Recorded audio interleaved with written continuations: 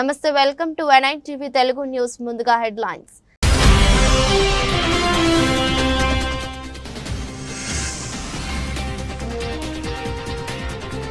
గిర్ అడవుల్లో Modi lion safari, ఆసియా సింహాలకు గిర్ నిలయమన్న ప్రధాని.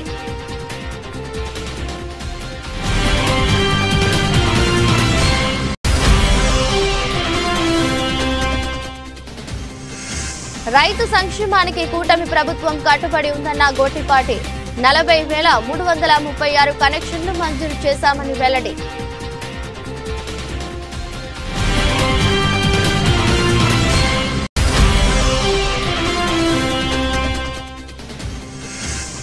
చంద్రబాబు రాష్ట్ర ప్రజలకు సీఎం హాలేక, టీడీపీకి మాత్రమే సీఎం అన్నది సమాధానం చెప్పాలి డిమాండ్ చేసిన మాజీ మంత్రి శైలజానాథ్.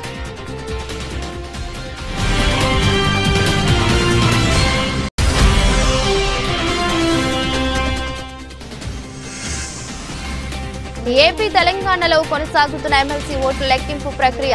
సాయంత్రంలోగా వెల్లడి కానున్న ఉపాధ్యాయ ఎమ్మెల్సీ ఫలితాలు.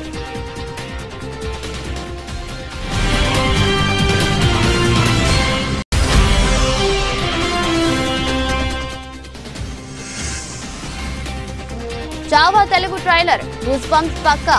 ఈ నెల 7న తెలుగు ప్రేక్షకుల ముందుకు వస్తున్న సినిమా.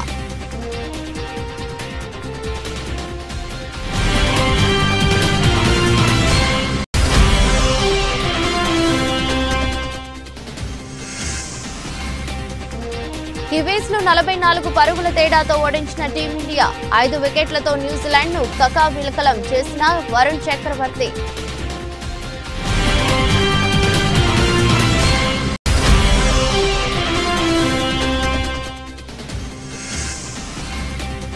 స్టాక్ మార్కెట్ మోసాల కేసు. సెబీ మాజీ చీఫ్ కు కాస్త ఊరట.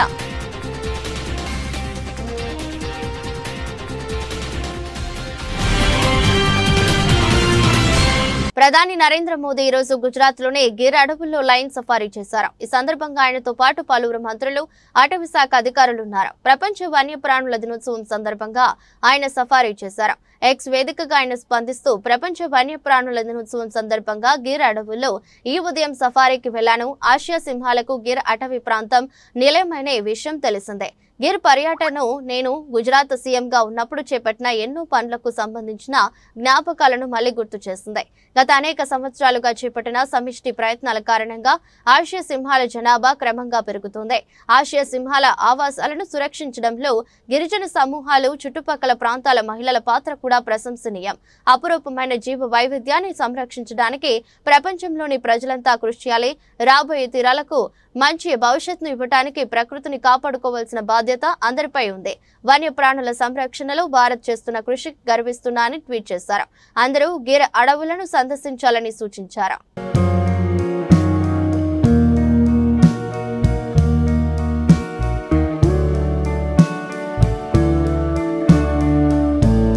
రైతు సంక్షేమానికి కూటమి ప్రభుత్వం కట్టుబడి ఉందని విద్యుత్ శాఖ మంత్రి గోటిపాటి రవి తెలిపారు. కూటమి ప్రభుత్వం రాగానే 40,336 వ్యవసాయ కనెక్షన్లు మంజూరు చేశామని తెలిపారు. 22,709 కనెక్షన్లు రైతులకు ఇచ్చి ఇప్పటికే వినియోగంలోకి తెచ్చామని వెల్లడించారు. ఒక్కో వ్యవసాయ కనెక్షన్ కు 2.60 లక్షల ఖర్చు చేస్తున్నామని చెప్పారు. ఉచిత విద్యుత్ కు 12,400 కోట్లు ఖర్చు చేస్తున్నామని తెలిపారు. ఈ ప్రభుత్వంలో వేర్వేరు రేట్లకు ట్రాన్స్ఫార్మర్లు కొనుగోలు చేశారని, ఇకపై ఎలా జరగకుండా చూస్తామని గొట్టిపాటి చెప్పారు. ట్రాన్స్ఫార్మర్ల దొంగతనాలు జరిగితే వెంటనే ఫిర్యాదు చేసి వివరాలు ఇస్తే కొత్త ట్రాన్స్ఫార్మర్లు ఇస్తామని తెలిపారు.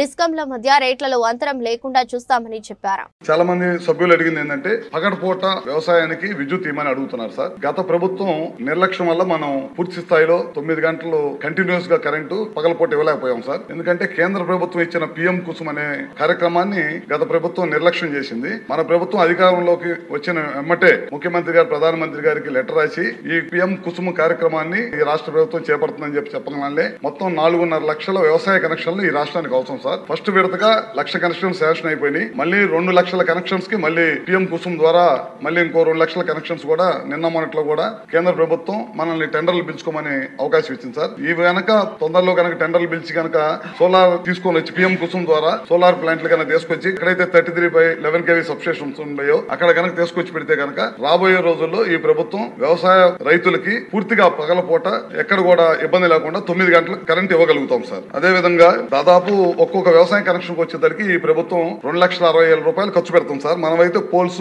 ట్రాన్స్ఫార్మర్ మరియు ట్రాన్స్మిషన్ లైన్స్, పోల్స్ అయితే 3, ట్రాన్స్మిషన్ లైన్స్ అయితే 180 మీటర్లు, ఇవన్నీ కూడా మనం ఇస్తాం సార్. దాదాపు ఈ ప్రభుత్వం వ్యవసాయ కనెక్షన్స్ కానీ విద్యుత్ కింద 12,400 కోట్ల రూపాయలు పైన ఖర్చు పెడుతుంది సార్. ఇందాక మన బలరాం కృష్ణ గారు అడుగుతూ 350 కనెక్షన్స్ ఉన్నాయని చెప్పారు. అవి కూడా తొందరలోనే పూర్తి చేస్తామని చెప్పి మీ ద్వారా సభ్యులకు తెలియజేస్తా ఉన్నాం సార్. అదే విధంగా 3 సబ్ స్టేషన్స్ ఎప్పటి నుంచో పెండింగ్ ఉన్నాయి అంటున్నారు. వాటిని కూడా లోడ్ ఉంటే కనుక, ఆ ప్రాంతంలో లోడ్ ఉండి అవసరం, సబ్ స్టేషన్ అవసరం అనుకుంటే కనుక ఖచ్చితంగా ఇమీడియట్ గా దాన్ని కూడా చేస్తాం. ఈ ప్రభుత్వం అధికారంలోకి వచ్చిన తర్వాత 3 డిస్కామ్స్ పరిధిలో దాదాపు ఇప్పటికే 70 సబ్ స్టేషన్స్ ని టెండర్లు పిలిచే ప్రక్రియలో కొనసాగుతుంది. తొందరలోనే టెండర్లు పిలిచి ఎక్కడైతే లోడ్ ఉందో వాటిని అధిగమించడం కోసం మనం ఈ కార్యక్రమం కూడా చేపడతా ఉన్నాం సార్. అనకాపల్లి జిల్లా దేవరపల్లి మండలం వీరభద్రపేట గ్రామంలోని చిన్నారులు గ్రామస్తులు తమ గ్రామానికి రోడ్డు నిర్మించాలని డిప్యూటీ సీఎం పవన్ కళ్యాణ్ ను మోకాలపై కూర్చుని వేడుకున్నారు. సరైన రహదారి లేక అత్యవసర పరిస్థితుల్లో చికిత్స అందక ఇటీవల 3 చిన్నారులు ప్రాణాలు కోల్పోయారని ఆవేదన వ్యక్తం చేశారు. గ్రామ అభివృద్ధికి చర్యలు తీసుకోవాలని కోరుతూ పవన్ కళ్యాణ్ కు వినతి పత్రం సమర్పించారు. బాబు మా గ్రామానికి రోడ్డు సౌకర్యం కల్పించాలి. కళ్యాణ్ బాబు మా గ్రామాలకు రోడ్డు సౌకర్యం కల్పించాలి. కళ్యాణ్ బాబు మా గ్రామాలకు రోడ్డు సౌకర్యం కల్పించాలి. చంద్రబాబు నాయుడు రాష్ట్ర ప్రజలకు ముఖ్యమంత్రి లేక తెలుగుదేశం పార్టీకి మాత్రమే ముఖ్యమంత్రి అన్నదే సమాధానం చెప్పాలని మాజీ మంత్రి శైలజానాథ్ డిమాండ్ చేశారు.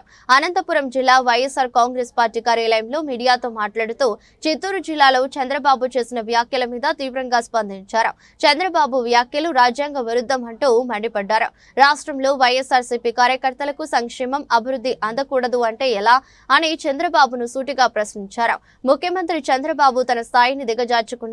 ముఖ్యమంత్రిగా ప్రమాణం చేసేటప్పుడు ఆయన ఏం చేశారో ఒకసారి గుర్తు చేసుకోవాలన్నారు. Still I cannot understand and I cannot digest the statement of the Chandrababu Naidu garu. I thought that on yesterday he forgotten himself, or with a pre-planned he may given that statement. The statement is in the meeting, in the government meeting, he given a statement. From here I am instructing. Chandrababu Naidu means CM of the Andhra Pradesh. CM instruction is nothing but an order. He is telling that I am instructing from don't do any favor, don't do any work for YSRCP Congress people and his supporters and that party sympathizers. I won't tolerate. I am going to take you into look. Don't forget that. Herewith I am telling that don't do anything for YSRCP people. I am asking Chandrababu Naidu garu, Honorable CMG, are you forgotten your position? As a Chief Minister of Andhra Pradesh, you should work according Indian Constitution, which is given by Dr. Babasaheb Ambedkar. You do not have any freedom to do all those things. This state belongs to Andhra Pradesh people.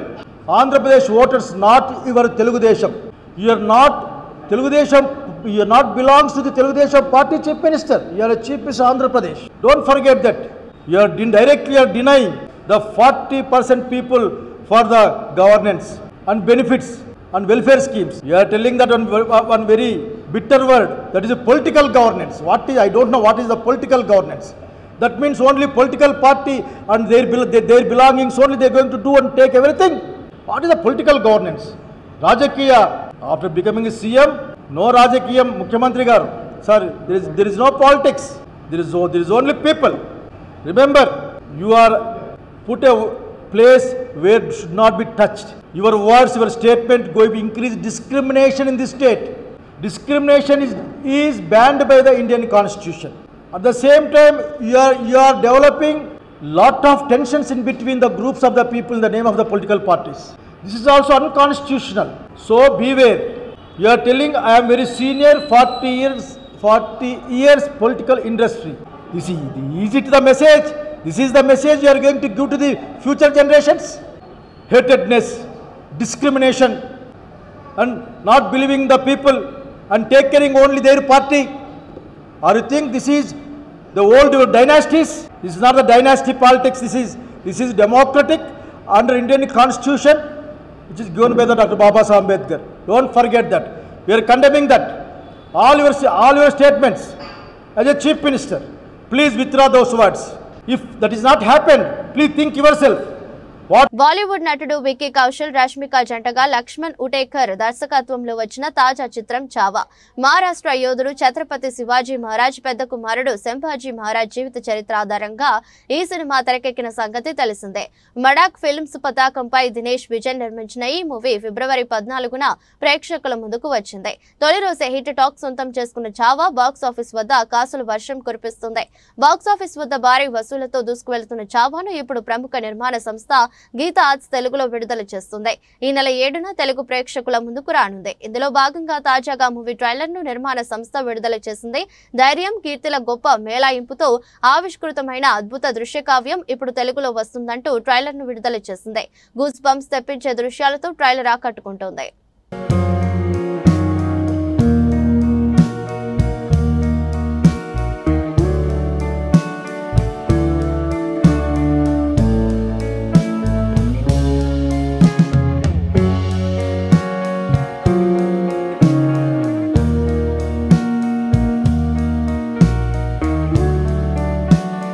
Champions ట్రోఫీలో తన చివరి league match లో team India ఘన విజయం సాధించింది. Group ఏలో జరిగిన ఈ మ్యాచ్ లో టీమిండియా 44 పరుగుల తేడాతో న్యూజిలాండ్ ను ఓడించింది.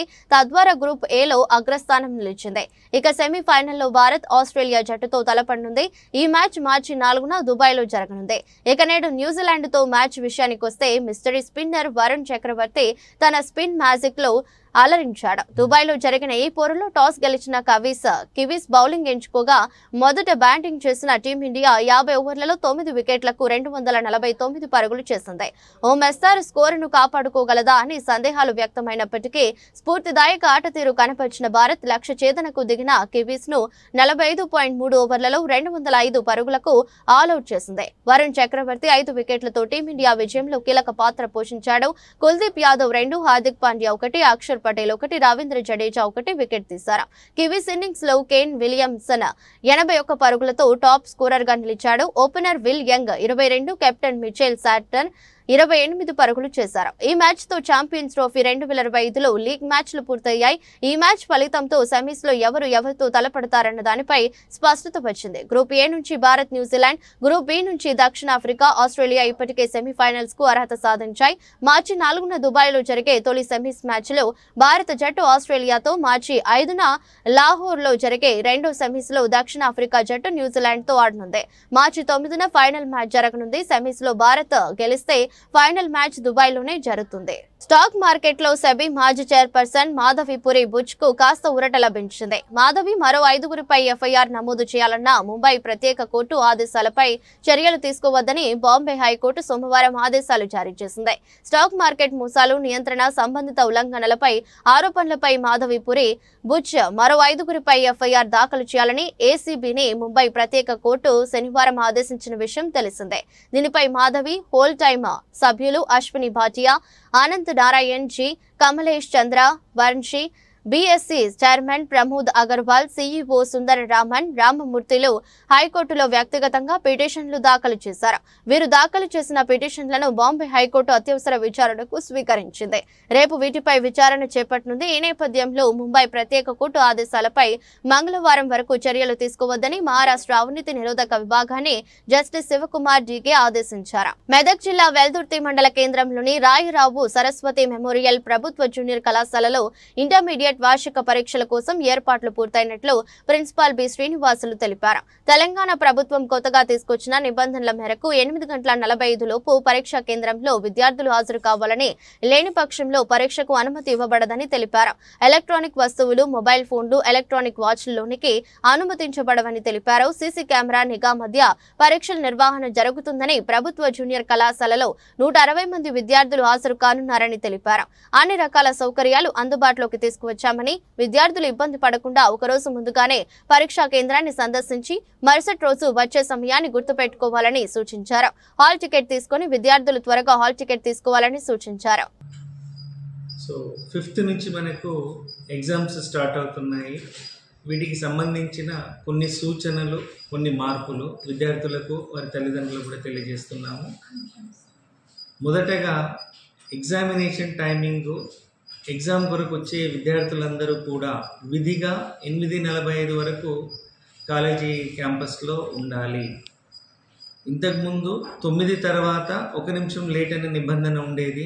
కానీ ప్రస్తుతం ఆ నిబంధన 8:45కి మార్చబడింది. కాబట్టి విద్యార్థులందరూ కూడా 8:45 ఉదయం కాలేజీ ప్రిమిసెస్లో ఉండాలి. రెండవ సూచన, ఏ రకమైన చేతి గడియారాలు పెట్టుకొని రాకూడదు. అంటే ఎలక్ట్రానిక్ గాడ్జెట్స్ అనే నిబంధన ఉండేది. కానీ ప్రస్తుతం ఏ రకమైన చేతి గడియారాలు ధరించి కాలేజీ ప్రిమిసెస్కి రాకూడదు. అదొక రెండవ నిబంధన. మూడవది, సెంటర్కు సంబంధించిన QR కోడ్స్ బయట లేబుల్ చేయడము అవన్నీ కూడా ఏర్పాటు చేయడం జరిగింది. కాబట్టి ఎవరికైనా సెంటర్ పట్ల, అంటే ఏ విద్యార్థులు అయితే ప్రైవేట్గా రాస్తున్నారో, ఈ కాలేజీలో లేనటువంటి విద్యార్థులు ఎవరికైతే సెంటర్ పడిందో వాళ్ళందరికీ కూడా ఒక చిన్న సూచన ఏంటంటే, దయచేసి వచ్చి ఒకసారి సెంటర్ను చూసుకొని వెళ్ళండి. దానికి అనుగుణంగా మేము ఈ టైమింగ్స్ని మీరు మార్చుకోవాలని కోరుకుంటున్నాము. తర్వాత ఈ కాలేజీకి సంబంధించిన విద్యార్థులందరూ కూడా దాదాపుగా హాల్ టికెట్స్ పంపిణీ అంతా పూర్తయింది. కాబట్టి కాలేజీ నుంచైనా హాల్ టికెట్స్ తీసుకోవచ్చు, మీరు డౌన్లోడ్ అయినా చేసుకోవచ్చు.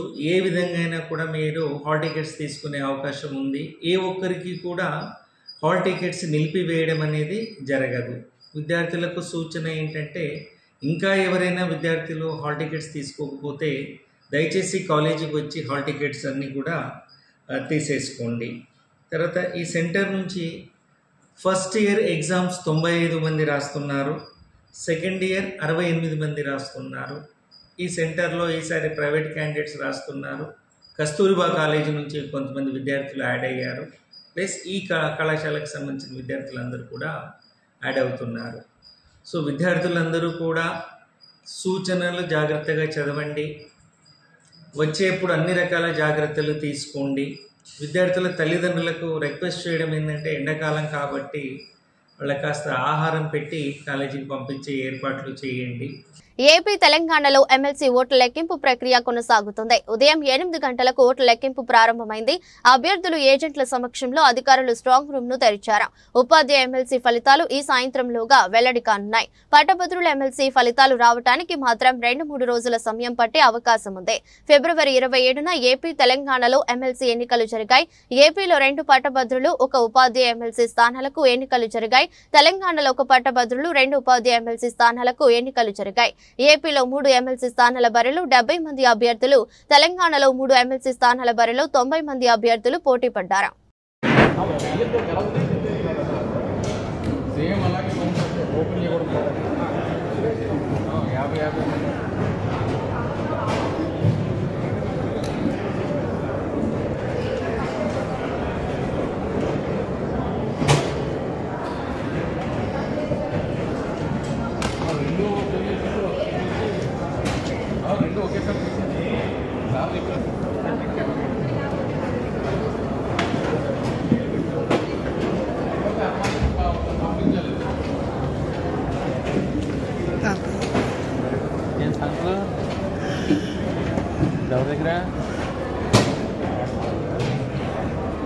Table 26, table number 26.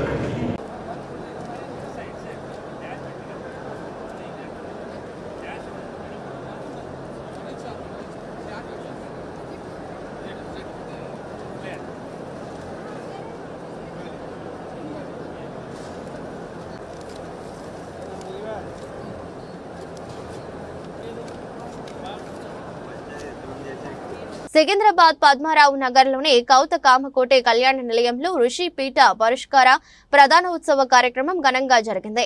2024 సంవత్సరానికి ఆయుర్వేద వైద్య రంగంలో విశేష కృషితో పాటు సాహిత్య రచనలు చేస్తూ సమాజానికి ఆదర్శంగా నిలిచిన అల్లం రాజు గాయత్రి దేవికి పురస్కారాన్ని అందజేసి సన్మానించారు. కార్యక్రమానికి ముఖ్య అతిథిగా హైకోర్టు న్యాయమూర్తి కె లక్ష్మణ్, ఋషిపీఠం వ్యవస్థాపకులు షణ్ముఖ శర్మ తదితరులు హాజరయ్యారు. ఈ సందర్భంగా ఋషిపీఠ పురస్కార గ్రహీత గాయత్రి దేవి మాట్లాడుతూ, ఈ పురస్కారం తనకు లభించడం గొప్ప సంతోషాన్ని, సంతృప్తిని కలిగించిందని అన్నారు. ఋషిపీఠంలో ఆయుర్వేద వైద్య అంశాలను రాయడం మూలంగా ఆయుర్వేదాన్ని అందరికీ అందించే అవకాశం తనకు లభించిందని అన్నారు. రాబోయే తరాలకు దృష్టిలో ఉంచుకొని ఆయుర్వేద వైద్యంలోని అనేక అంశాలను తయారుపరుస్తూ మరిన్ని గ్రంథాలను రచనలను చేయనున్నట్లు తెలిపారు. ఆయుర్వేద వైద్యానికి సంబంధించి అనుభవం కలిగి ఉండటంతో పాటు సాహిత్య రచనలు చేసే సదవకాశం తనకు కల్పించడం పట్ల సంతోషం వ్యక్తం చేశారు.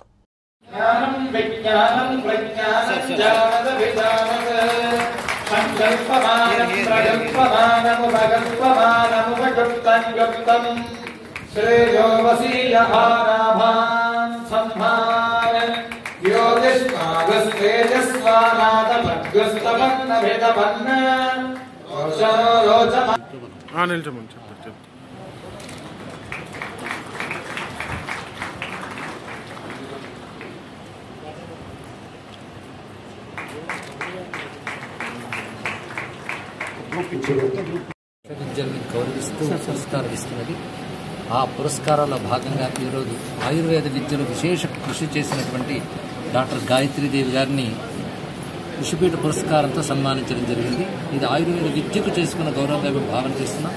ఆయుర్వేద విద్య విషయంలో ఒకవైపు అధ్యాపనం చేస్తూ మరోవైపు గ్రంథాలు రచిస్తూ ఎందరికీ చికిత్స చేస్తూ ఆయుర్వేద విద్య యొక్క ప్రశస్తిని నిరూపిస్తున్నటువంటి డాక్టర్ గాయత్రీదేవి గారిని ఈ విధంగా సత్కరించడం కృషిపీఠం ఆనందంగా సగర్వంగా భావిస్తుంది. ఈ పురస్కారం ఇవాళ నాకు అందడం చాలా చాలా ఆనందమైనటువంటి విషయం. ఎందుకంటే ఆయుర్వేదంగా వేరే అంటూ దానికోసం ఏదో ఎజెండాలు ఏమీ లేకుండా దీని నుంచి మా పత్రిక ఏమొస్తుందని ఉద్దేశం లేకుండా నడిపినటువంటి కృషిపీఠంలో నేను ఇన్నాళ్ళుగా ఆయుర్వేదం గురించి రాస్తూ ఉండడం, దాంతో పాటుగా నేను రాసిన పుస్తకాలను కూడా కృషిపీఠం పబ్లిష్ అవ్వడం, ఇవాళ ఈ 25 సంవత్సరాల తర్వాత వాళ్ళు ఇచ్చేటువంటి పురస్కారం రజతోత్సవ సందర్భంగా ఇచ్చే పురస్కారం నాకు ఇవ్వడం నాకు చాలా చాలా ఆనందంగా ఉంది.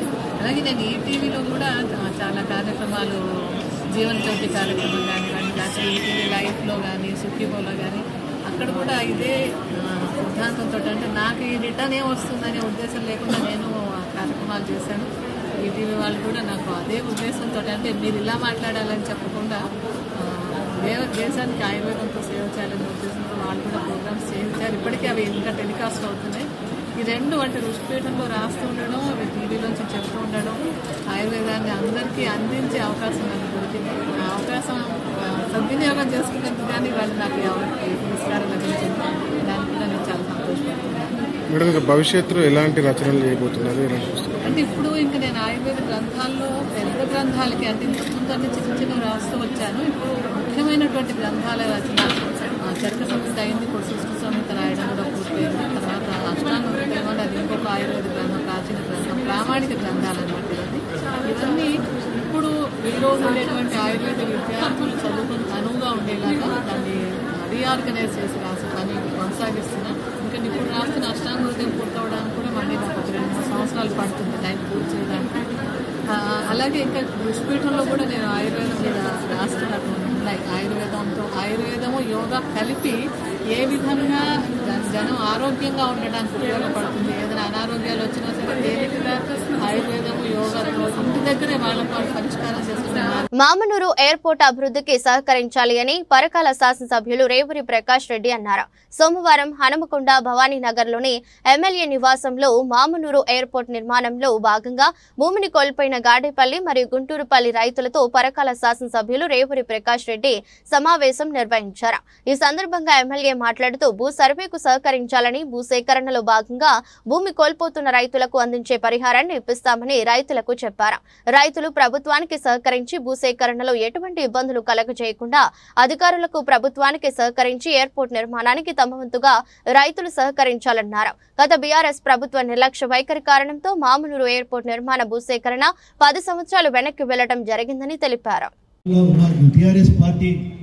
మేము అధికారంలోకి వస్తే ఎయిర్పోర్ట్ను ఇమ్మీడియట్లీ మేము అమల్లోకి తీసుకొస్తాము, నిర్వహణ తీసుకొస్తాము అని చెప్పి వాగ్దానాలు వాళ్ళు కూడా చేసిన మాట అవసరం. ఈరోజు మనం చూస్తే ఈ మధ్యన జరిగిన కరెస్పాండెన్స్ కూడా జరిగింది. సెంట్రల్ గవర్నమెంట్ అదేవిధంగా స్టేట్ గవర్నమెంట్ మధ్యన కూడా ఎన్నో కరెస్పాండెన్స్ జరిగినాయి. అయితే 2 ప్రధానమైన విషయాలు ఉన్నాయి దీంట్లో. ఇక్కడ ఎయిర్పోర్ట్ ప్రారంభం కావాలి అని అంటే ఒకటి జిఎంఆర్ నుండి, ఎందుకంటే వాళ్ళకు 150 కిలోమీటర్ల పరిధిలో ఎలాంటి నూతనంగా ఎయిర్పోర్ట్స్ ప్రారంభించడానికి వీలు లేదు అనేది ఒకటి ఉన్నది. రెండోది ఫస్ట్ వాళ్ళ యొక్క రిక్వెస్ట్ ఏంటంటే 280 ఎకరాల 50 గుంటలు ల్యాండ్ కావాలి అని చెప్పి కరెస్పాండెన్స్ జరిగింది. మెయిన్వెల్గా 253 ఎకరాలు కావాలి అని చెప్పి మళ్ళీ కరెస్పాండెన్స్ జరుగుతూ వాళ్ళు కూడా ఒకటి రిక్వెస్ట్ చేశారు. ఎప్పుడు చేశారు? 2021 ఆ ప్రాంతంలో 2022 ప్రాంతంలో చేశారు. చేసినప్పుడు ఆ రోజు బీజేపీ గవర్నమెంట్ ఉన్నది, ఆ రోజు ఇక్కడ బీఆర్ఎస్ గవర్నమెంట్ ఉన్నది. మరి మీరు 253 ఎకరాల భూమి అక్వైర్ చేయగలిగిందా? కానీ కరెక్ట్ మీరు చూస్తే ప్రభుత్వము భూమి అక్వైర్ చేయాలి అని కలెక్టర్లకు ఆదేశాలు ఇచ్చింది ఎప్పుడయ్యా అంటే 17/11/2024 ఇంప్లిమెంటేషన్లో పెట్టింది. మీరు ఇమ్మీడియట్లీ కలెక్టర్ గారికి జీవో కూడా ఇవ్వడం జరిగింది. జీవో నంబర్ 43 ద్వారా మీరు ఇమ్మీడియట్లీ 253 ఎకరాల ల్యాండ్ ఎక్వైర్ చేయండి, మనం ఎయిర్పోర్ట్ తీసుకొచ్చుకోవాల్సిన అవసరం ఉంది. ఇది సెంట్రల్ గవర్నమెంట్ అయితే సెంట్రల్ ఎయిర్వేస్ వాళ్ళ డిమాండ్ కూడా ఉన్నది అని చాలా స్పష్టంగా చెప్పిన తర్వాత ఏదైతే మెయిన్ హడ్డిల్స్ ఉన్నాయంటే ఇప్పుడు కాదు, అంతకుముందే 280 ఎకరాల గురించి ఎయిర్వేస్ వాళ్ళు అడిగారు, చైర్మన్ అడిగాడు, లెటర్ పెట్టాడు. మరి అప్పటి నుండి ఏం చేశారు మీరు? 2021 నుండి అంతకుముందు డిమాండ్ ఉన్నది. 2021 కన్నా ముందు కరెస్పాండెన్స్ స్టార్ట్ అయింది. 2021లో వాళ్ళు కూడా ఒక లెటర్ ఇచ్చారు, మేము అన్నీ చేస్తాం, మీరు ల్యాండ్ ఇవ్వండి. అదేవిధంగా జిఎంఆర్ వాళ్ళ యొక్క ఆబ్జెక్షన్ ఉండేదని చెప్పినప్పుడు మీరు పట్టించుకోలేదు. అప్పుడు ముద్ద నిద్రపోయి ఈరోజు ఈ గవర్నమెంట్ వచ్చిన తర్వాత ఒక వార్తలు ముగించే ముందు మరోసారి హెడ్లైన్స్.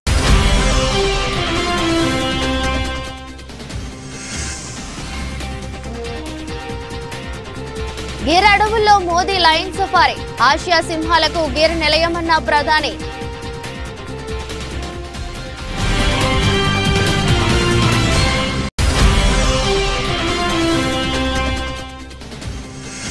రైతు సంక్షేమానికి కూటమి ప్రభుత్వం కట్టుబడి ఉందన్న గోటిపాటి. 40,336 కనెక్షన్లు మంజూరు చేశామని వెల్లడి.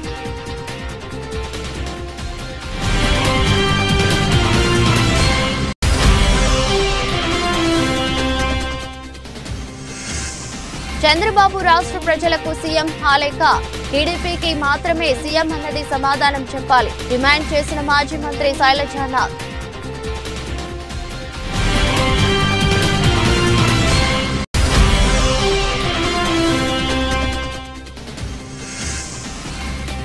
ఏపీ తెలంగాణలో కొనసాగుతున్న ఎమ్మెల్సీ ఓట్ల లెక్కింపు ప్రక్రియ, సాయంత్రంలోగా వెల్లడి కానున్న ఉపాధ్యాయ ఎమ్మెల్సీ ఫలితాలు.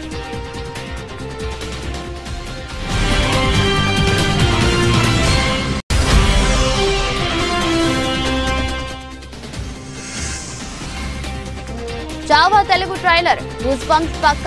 ఈ నెల 7న తెలుగు ప్రేక్షకుల ముందుకు వస్తున్న సినిమా.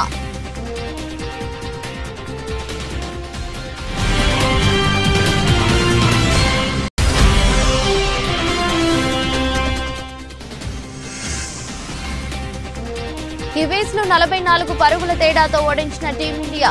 5 వికెట్లతో న్యూజిలాండ్ ను కకావిలకలం చేసిన వరుణ్ చక్రవర్తి.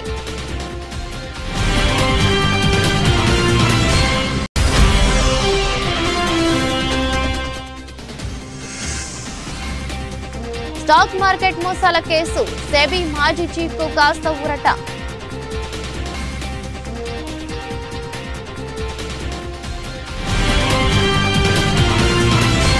ఇది రెస్ట్ బులెటిన్. మరో బులెటిన్లో మళ్ళీ కలుద్దాం. అంతవరకు సెలవు, నమస్కారం.